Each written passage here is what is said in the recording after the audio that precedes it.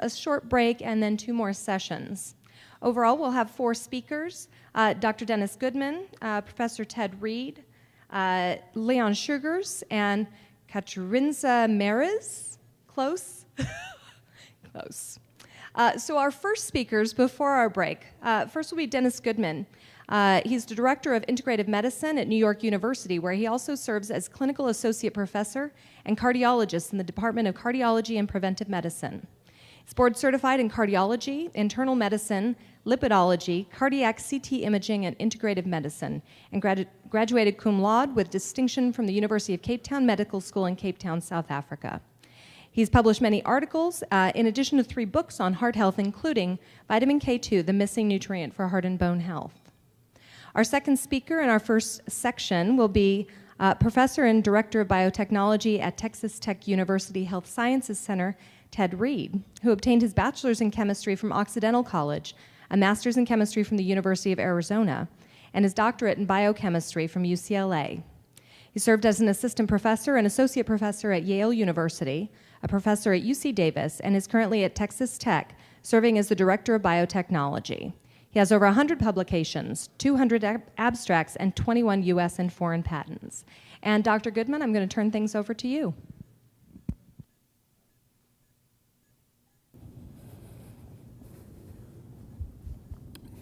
Thanks, Heather.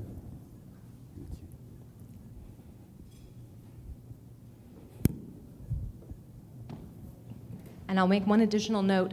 We are videotaping this session, so if you have questions, feel free to raise your hand, and I'm going to find you with the microphone so we make sure that our speakers and the rest of you can hear that. Good morning, everybody, and thank you for getting up. I know 8:30 in the morning is early if you're in Vegas. I want to thank Heather, other organizers. I've had a lot of email with Shyla. Please, I don't see her here, but please thank her. Incredible organization and organizational skills, and I'm really honored to be here.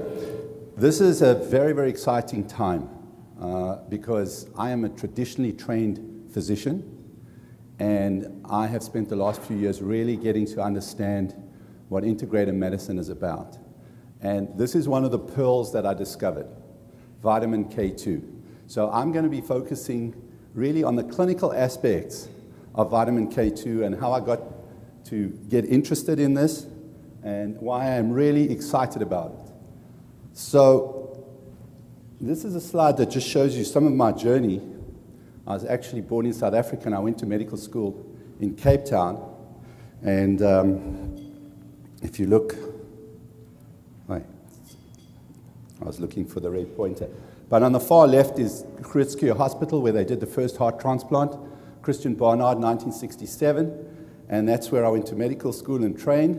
And then I landed up coming to the United States, and I landed up at Baylor College of Medicine, which is the next picture where I actually was training with Michael DeBakey. So I landed up having these 2 giants as mentors. And then I went to, I was actually at that UPC, is where I went to residency in Pittsburgh, and then I was at Scripps Memorial, and then I was at Scripps Integrative Medicine, and now I'm at NYU. And I really want to say how exciting it is that NYU's actually realized that integrative medicine is so important, and they've actually appointed me as the director to try to make some inroads. And as you can imagine, it's not easy convincing traditional medicine doctors that we have other options. To give you an example, I asked our rheumatologist if he's heard of vitamin K2 and why he isn't using it, and I won't tell you what he said. You can ask me afterwards, but I don't even think he knew about it. So this is a book that after getting very excited about vitamin K2, I decided to try to do what we're all trying to do.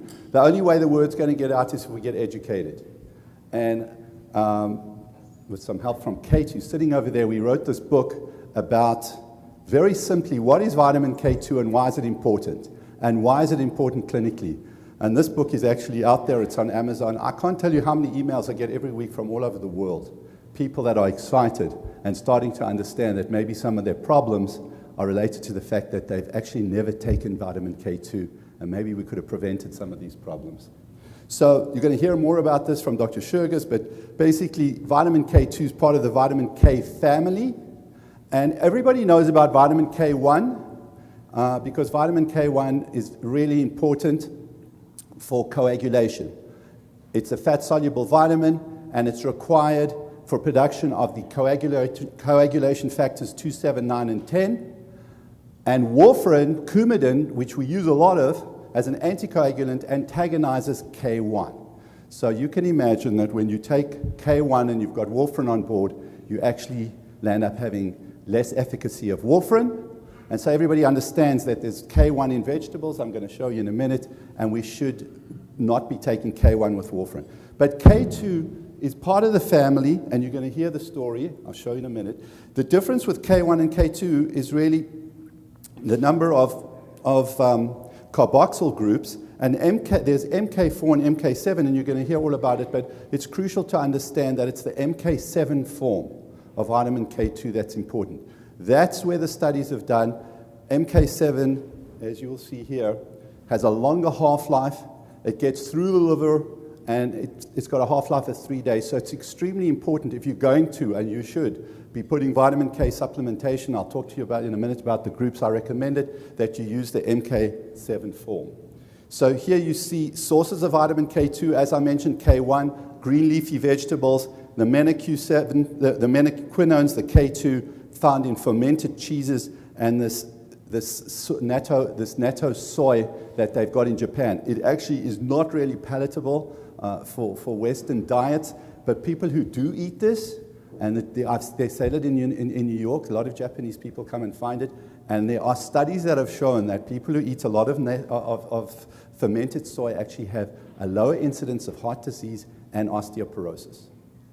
So the interesting thing here on the next slide is that you can see just a little example of where do we get dietary sources of K1 and K2. Well, you can get lots of K1, you can get lots of K1 from your leafy vegetables, but how do you get vitamin K2? The actually body does make some K2, but you can see the only way to get a sufficient amount from your diet is to eat this fermented soy, or a lot of cheeses that are fermented, and unfortunately that's another story, because if you eat a lot of cheeses, then your cardiologist is going to say that's not good either. So you really can't get enough in your diet, and it means supplementation. So this is a slide that really tells us, which is really the key point of what MK7 vitamin K2 does. And we know, and you're going to hear about it, that vitamin K2 is so important because what it does is it takes calcium, which is in arteries or can deposit in arteries, and it sends it to the bone. So the key point is that when we take calcium, when we take vitamin D, we want calcium to get into the bones so that you can build bone and strengthen bone. And vitamin K2, I'm very proud of myself because I came up with this image, and someone helped me make a beautiful slide. And this is how I explain it to patients. You can have calcium around, and we all think it's important to take calcium, but if the calcium doesn't land up where it's supposed to be in the bones, it lands up in the arteries. So, for example, a lot of postmenopausal women who've already got problems with osteoporosis, what do the doctors say when they see a DEXA scan with a mild abnormality? Oh, you must take some more calcium. What actually happens is that calcium's got nowhere to go unless you've got vitamin K2 on board. I was just reading on the plane yesterday, it's really fascinating. The British Medical Journal came out with an article from Dr. Boland, who's from Auckland in New Zealand, saying they've looked at a meta-analysis of multiple studies, and they're now saying women don't really need calcium. That, in fact, it's not been helpful. There may be a 10% reduction in risk for fractures. So his point was, we really don't need to recommend it. And there was a little place at the bottom where you could send a comment. And I said, what about K2? To make the case that we don't need calcium, that's not the, to me, that's not the right message. You can't give the calcium without K2, vitamin D, and magnesium. They work together. It's a quartet. You can't have the quartet playing properly if two of the members are missing. So I think it's really important, and the patients, I explain to them, this is like an usher. Vitamin K2 helps the calcium get where it's supposed to go. So this is just to tell you, what is vitamin K2 doing? It's turning on these enzymes that actually make MGP and osteocalcin work. And MGP takes calcium, doesn't allow it to get into the vessels, and osteocalcin is in bone, and it keeps the calcium there. So this point is this is the whole point, that you need osteocalcin to be activated, you need MGP activated so that they can work. And if you don't have vitamin K2, you can't carboxylate the enzymes that's required to activate them. So here you see, again, vitamin K2 switches on MGP, inhibiting calcium mineralization in the arteries.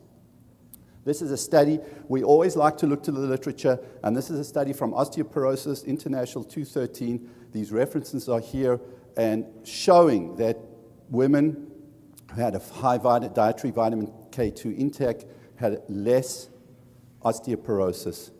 And so that's really important. We need to do proper, I think the point is so important in traditional medicine for traditional doctors to take something on board. They want to see these big double-blind randomized studies, and they want them presented at major meetings, and then they start to go, okay, I get it. So it's really hard, and I make the point all the time. I'd like to see all the actual manufacturers coming together and saying, let's really try to do something where we can prove that if you take calcium without vitamin K, you're getting into trouble. Vitamin K2. So the next slide is really dear to my heart and near to my heart, which is the cardiology story. There's lots of stuff out there in the literature. Dr. Churgis is a real expert, and Kate, about osteoporosis. And what I find fascinating, which a lot of doctors don't associate, when I see women with osteoporosis, I'm so focused now on the fact that they may be vitamin K2 deficient, I'm screening them, and I find they've got calcium in their arteries. So a lot of the stuff that's been coming out over the years about why is there increased calcification in people taking calcium. There was such a debate about it. People were really freaked out about it. How can this be? And then we started to make the recommendation, cut back on the amount of calcium. Don't take more than 1,200. But in fact, the problem, I think, was that people were calcifying their arteries because they were vitamin K2 deficient. So this is a study that Dr. Churgis was involved in, and this was one of those studies with 16,000 women aged 49 to 7. This is an observational study, really exciting, because what it showed is that people who had dietary K2, the more K2 you took, the less chance you were going to have of calcification, heart attacks, cardiovascular mortality, and overall mortality. There was a 50% reduction in cardiovascular events in people who had the highest levels of vitamin K2. And it wasn't measured, not the highest levels, the highest dietary intake. And the mortality was down 25%. So this was one of these things, didn't really hit traditional medicine, but this was a huge pointer that something exciting is very, very happening with vitamin K2. This is another study looking at 16,000 European women, ages 49 to 17, no cardiovascular disease at baseline. And here again, the study showed that for every 10 micrograms of vitamin K2 intake, additional 10 microgram, there was a reduction in cardiovascular risk by 9%. So the studies are there. When people talk to me and I start talking to my group in prevention, I say the studies are there. You need to, when we start looking at things that are coming into the future of our understanding of how things are important, you've got to look at what's out there. And the more stuff that comes out there, the more we realize there really is something to it. Now, this is one of the most exciting studies. It was published earlier this year.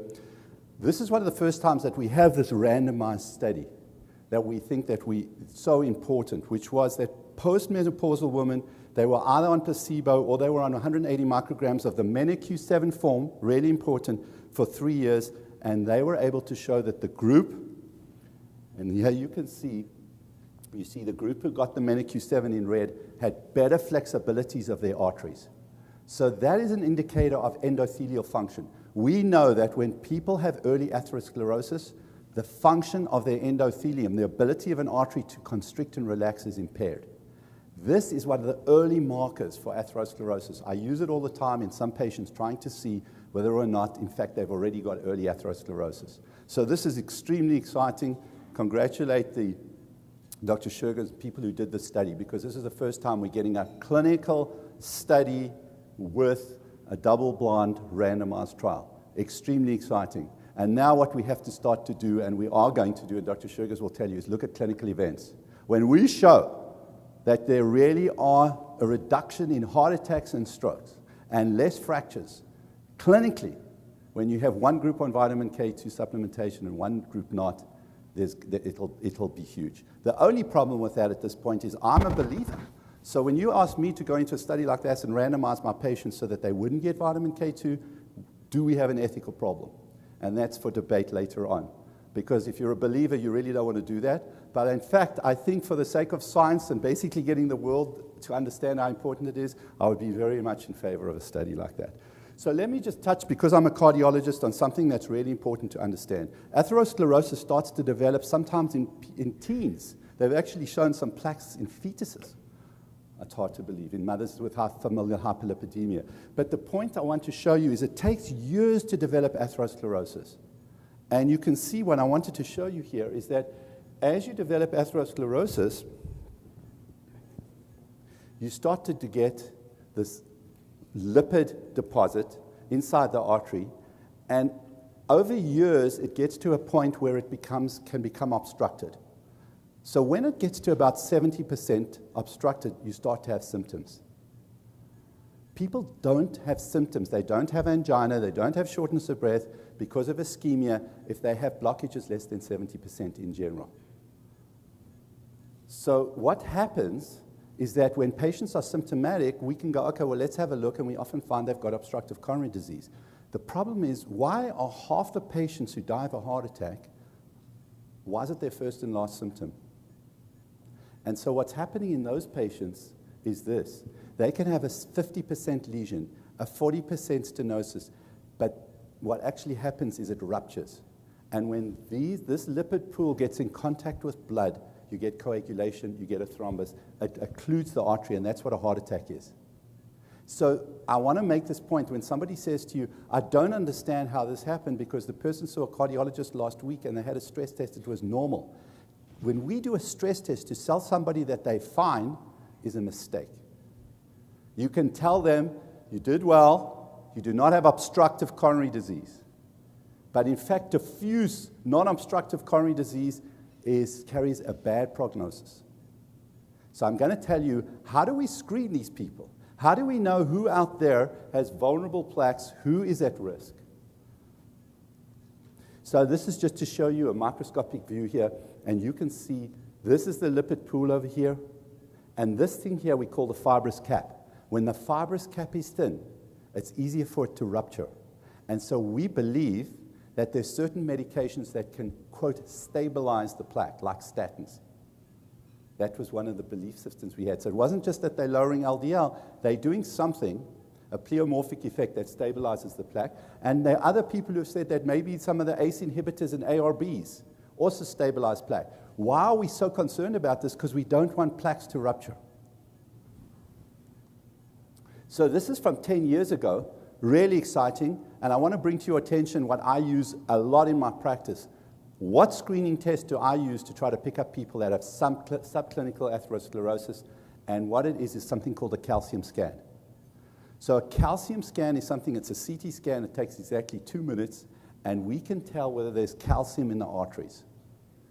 And we have got multiple studies that show when there's calcium in the arteries, the prognosis is worse. The higher the calcium score, because we can score it by the computer, they're called Agatston units, we can actually see whether or not someone has a lot of atherosclerosis. So if someone has a score over 400, that patient's got at least a 25 to 35% chance of having a blocked artery. So all those patients are put on stress tests. What's so fascinating, I'm really excited about this. I read this yesterday. There's a trial called the MESA trial that looks at asymptomatic patients. They're trying to figure out what should we put these patients on that are high risk and see how they do over years. And they figured out that if you use calcium scanning, then 50% of people taking statins wouldn't need them. And this is how I practice. I look at people who are moderate, intermediate risk. They've got a family history. And maybe they're 55 years old, and they've been put on a statin because they have high cholesterol. And they either have symptoms or they don't want to take it. I say, let's do a calcium scan. And when the score is 0, and you're 55, 60 years old, you don't need a statin, in my opinion. So unfortunately, I don't know where this is going to be, but if it's on the web, then you are putting me at risk. Because I'm going to say that I think way too much statin use without being sure that patients all need it. The guidelines show that if you've got a 10-year risk of above 7.5%, you should be on a statin. Well, it turns out elderly patients get such a high score that most of them have an indication for a statin. So I think what we've got to start to do is say, do you have plaque? So I use this calcium scan a lot, and if patients don't have plaque, I do not feel compelled to put them on a statin, except in certain situations, obviously for familial hyperlipidemia and things like that. What's the other way we can look for asymptomatic plaque? And it's this. We can see the IMT. This is an ultrasound up here on the far left of the carotid. We call that the carotid IMT thickness. Sorry. We can measure intimal thickness in the carotid. So I use these non-invasive screening techniques. I see so many people, and a lot of women who come to me, they've got a high LDL cholesterol of 160, the total cholesterol of 250, and they have been put on a statin.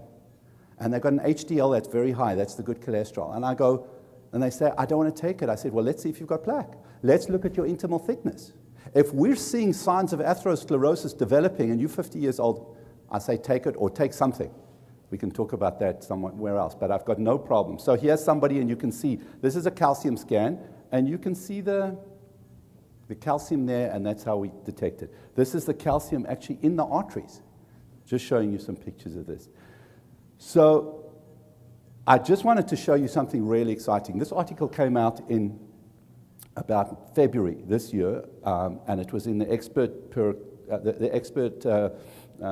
review of clinical pharmacology. Most people didn't see this, but a friend of mine sent it to me, and what was so amazing is that these authors are looking at the effects of statins on various things, and they found out that statins deplete the amount of CoQ10. We know that because it blocks the same pathway that produces CoQ10. But what was fascinating is that it also inhibits the ability of the body to make vitamin K2. Now, what would that mean? If statins are inhibiting the ability of the body to make K2, then based on everything I'm saying here and everything we all think, we should be seeing increased calcification. Because now you're getting, so the statins may land up increasing calcification. Now, if you had to tell, traditional medicine that, they would have, well, no, how does that make sense? Because we think calcium's not so good, that it's a reflection of how much plaque you have. And then this study came out in JACC, in the Journal of American College of Cardiology, saying that people on high-intensity statins had increased calcification. That means the calcium scores were higher. This has created absolute furor and havoc because people started to go, how does this work? And then, so they had to try to explain this. And people wrote about the mechanisms, and there was a theory that maybe it's good. Because if you calcify more, maybe you're calcifying these fibrous plaques, and then there's less chance of rupture. So that came into this whole debate about, well, is this a way that statin works? You decrease atheroma. Now, let me just show you this. Just look at the blue and the red. We know, and these are patients on high-intensity statins, low-intensity statins, and no statins, HISTs, high-intensity statins. And they showed that the amount of atheroma is reduced on a statin. That means the lipid pool's reduced. It's not just, there's other stuff in the atherosclerotic plaque besides calcium. So that was reduced. But if you look at the red thing, the red here represents calcification.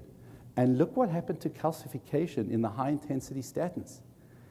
You got reduction in atheroma, the volume of the atheroma, but you got increased calcification. And I can tell you the jury's not out. We don't really know. But I think it's extremely exciting.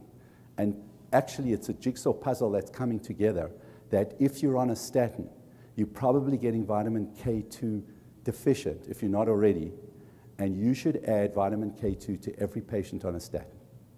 So I give every patient that I have statins. I am not against statins for people who need them. I use it, really a lot of them, but I put them on CoQ10, and I put them on vitamin K2, and I tell them we've got data. And I put them on magnesium. Those are my three big supplements. And vitamin D if they need it. If they're getting a lot of sun and their vitamin D levels are above 40, I'm okay. But if they're not, they get vitamin D as well. Next slide. So, let's just say one word. I know Dr. Sugar is going to talk about this more. Coumadin, I mentioned it to you. Coumadin is warfarin. It antagonizes vitamin K2. It's a potent anticoagulant. But what do you expect if you inhibit vitamin K? And that means inhibiting K1 and K2, because it does both. You end up having increased calcification in patients who are on Coumadin.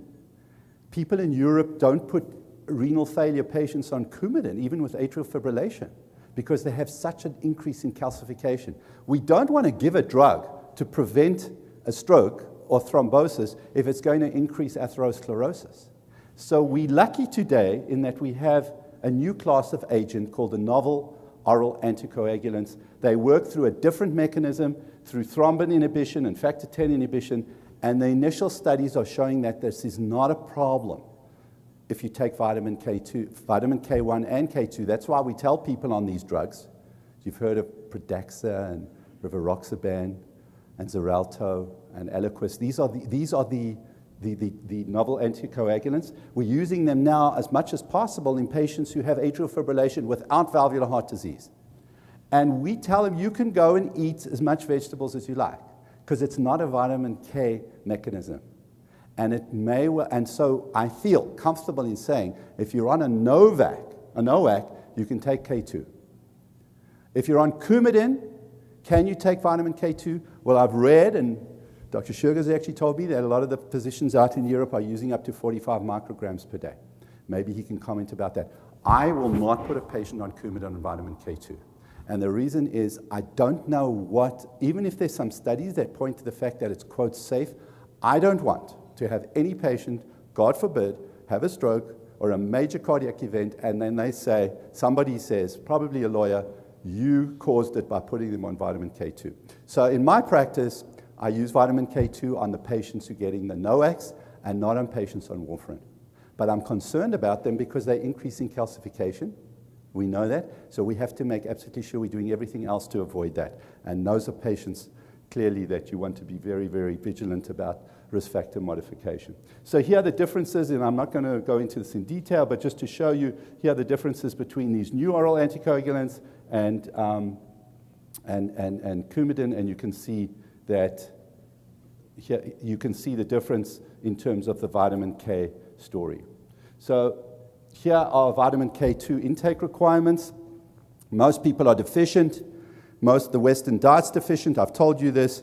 It turns out if you even get up to 32 micrograms a day, you reduce arterial calcification, you reduce cardiovascular mortality. That was from the Rotterdam study. And clinical trials have shown that 180 micrograms is the effective dose. That's what I use. So I use 180 micrograms, and I tell people to try to find a supplement that's got vitamin D plus K2 in it, because this makes it easier, and there are out there. I'm not supposed to mention names, but if you come here, I'll tell you which ones I use. It doesn't matter. You want to go with MenoQ7. It's really, really important that you're getting your vitamin K2 from MenoQ7 and from a reliable manufacturer. So what about the supplements? It's important to supplement. I've told you you can't get enough from your diet. We do not have a blood test to check vitamin K2 levels. You have to actually measure the undercarboxylated MGP or undercarboxylated osteocalcin. It's a research tool. We don't have it. If you try to order it, you can't get it. So until we actually have vitamin K2 levels, a test, we're going to be in the situation where you just have to make an assumption.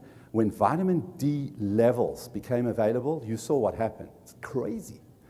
Every doctor now, as part of a routine lab assessment on their yearly physicals, gets a vitamin D level. And there are fortunes of people on vitamin D because they got a number. Oh, you're below 30. You're below 20. When we get a vitamin K2 assessment that's clinically reliable, I think you're going to see vitamin K2 becoming the next vitamin D. So I want to touch, I'm going to end off, I just want to tell you, what's integrative medicine? What does it mean to me? Why do I feel that I've sort of made a transition from traditional to integrative medicine? And really what it comes to for me is trying to understand that when patients come to me, I don't just want to practice in a disease model, which is, you know what?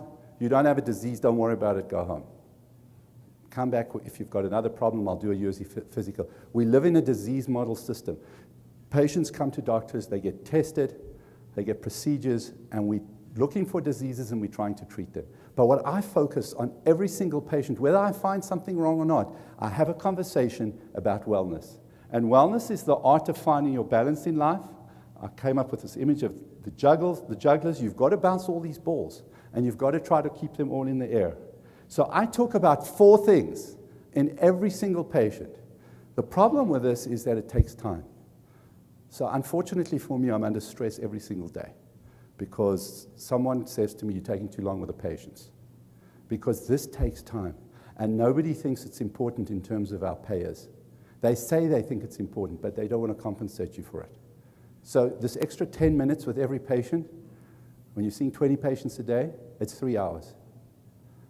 And that's why a lot of physicians have a hard time doing it, because you need time. But I discuss nutrition and supplements with everybody. If you come to my office, I've got a whole lot of supplements on my desk. And patients come and find me from the internet, and they're so happy that I can talk to them about any supplement. And then when they asked me about K2, I said, sure, have you seen my book? And magnesium and other things. But I feel it's so important that we talk about nutrition and supplements. We talk about sleep, exercise and flexibility, and stress management. Sleep is huge, and it's one of the most important pillars for wellness. So I ask every patient, how are you sleeping? Half of them don't sleep well. Half of them are getting nowhere near 7 hours at night. And I screen them for sleep apnea, and I find that 20% have got sleep apnea. So it's a very important component to wellness. You've got to sleep well for your body to heal and repair itself every night. So integrative medicine, just a little bit of a few thoughts. Exercise, eat a healthy, well-balanced diet, rich in these things. We can have a whole conversation about diet. I think we've realized now we made a big mistake to tell everybody you've got to stay on a low-fat diet. It was a mistake. You've got to be on a low-sugar, no-processed food diet. Low-carb if you're trying to lose weight. It's not the fats. The healthy fats, there's nothing wrong with them. Take your vitamins, magnesium, krill oil. Because I told you about this. Reduce stress and sleep properly is one of my favorite slides. So this is just to say, sometimes we don't actually understand why something works. So I've got some of my physician friends who say, well, it sounds like quackery. Okay, when I put someone on magnesium instead of an antihypertensive, I tell them, look, they didn't need it. The blood pressures come down on magnesium. With magnesium, we understand why it works, but there are many things we do, whether it's going on a vibration table or doing acupuncture, that we may not know exactly how it's working, but you feel better. And for me, that's what counts. When a patient says, I feel better, and they're doing better, I don't care if I don't exactly understand how it happened, because there's so much in medicine that we don't actually understand. So just to end off, I wanted to summarize proven benefits with MK7, activates MGP to inhibit calcium from the depositing in the arteries and blood vessels. It reverses arterial stiffness, reducing the risk of cardiovascular disease. It improves bone health, and we have no known side effects or safety concerns at this time. So thank you very, very much. I appreciate you having me. I look forward to our conversation.